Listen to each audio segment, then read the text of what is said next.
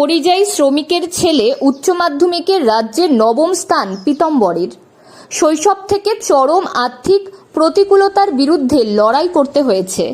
টিনের ঘরে কোনো রকম দিন গুজরান করেই উচ্চ মাধ্যমিকের নজরকাড়া সাফল্য উত্তর দিনাজপুরের নবম স্থান অধিকারী পীতম্বরের।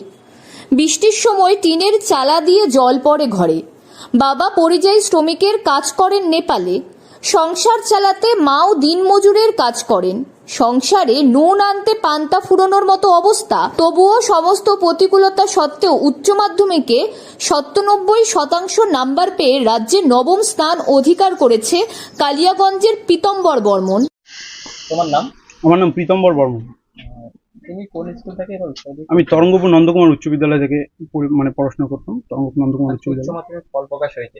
হ্যাঁ। তুমি রাজ্যের মধ্যে নবম হয়েছো। কেমন লাগছে? কেমন লাগছে? আমার পরিশ্রম সার্থক হলো, এটাই লাগছে। মানে ভালো লাগছে। কতক্ষণ পড়াশোনা করতে? পড়াশোনা বলতে সেরকম সারা বছর পড়িনি। পরীক্ষার আগে যেটা আমাদের মানে গোল্ডেন পিরিয়ড থাকে ১-১.৫ মাস, ওই সময়টাতে আমি মানে 10 ঘন্টা মিনিমাম পড়তাম। তার উপরে 15 ঘন্টা কোনো দিন হতো, আর ব্যতিক্রম 2-1 দিন হতো না কোনো কারণবশত, কিন্তু পড়তাম। কি করে?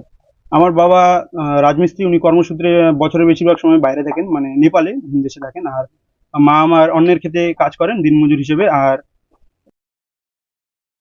আগামী দিনে আইএএস অফিসার হওয়ার স্বপ্ন পীতম্বরের। উত্তর দিনাজপুর জেলার কালিয়াগঞ্জের তরঙ্গপুরের বাসিন্দা পীতম্বর বর্মন।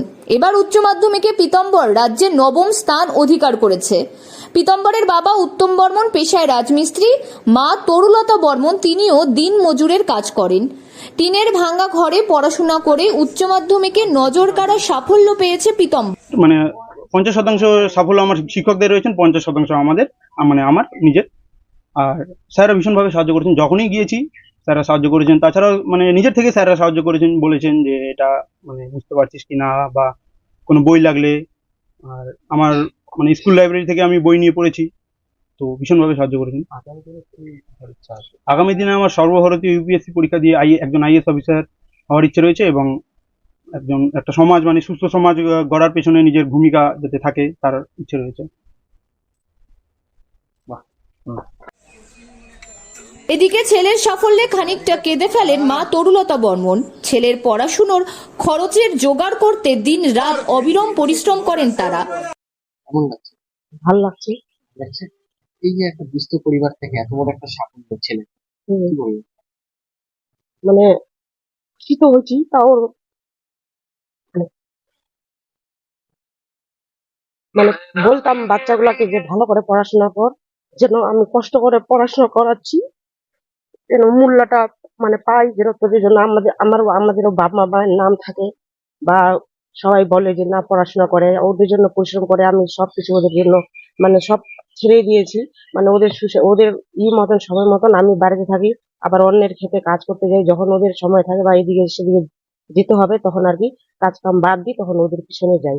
তো মানে বাচ্চাগুলো সবসময় আর ওর বাবা তো বেশিরভাগ সময় মানে বাড়িতে থাকে না, মানে এই জন্য পরিশ্রম করে বাচ্চাগুলো সবসময় বলতাম। আর মানে যেটুকু অল্প যদি আমিও জানি, তো আমার ইতেই ওরা আর কি চলাফেরা করে যে তাদের পরিশ্রম যে বৃথা যায়নি ছেলের এই সাফল্যে, তাই খুশি পরিবারের প্রতিটা সদস্য।